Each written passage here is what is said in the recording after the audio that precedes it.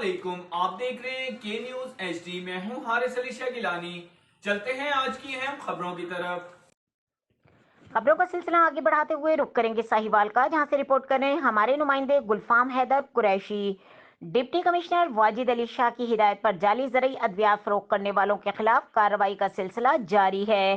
Muhammad Haider a D A پی پی ساہیوال نے جانب سے اے او پی پی چیچا وطنی کے ہمراہ اڈا کمیر میں کامیاب چھاپا مارا، جہاں ملزم بغیر ڈیلرشپ کے کیڑے مار دوا فروخت کر رہا تھا اور جعلی لیبل والی کمپنی اسٹارلیٹ کیمیکل کی رسید بھی ایک پروڈکٹ پر 2 رجسٹریشن نہیں تھی۔ ملزم کو 43,000 روپے جرمانہ کر کے 5 ادویات کے نمونے برائے تجربہ لیبارٹری بھجوا دیے گئے۔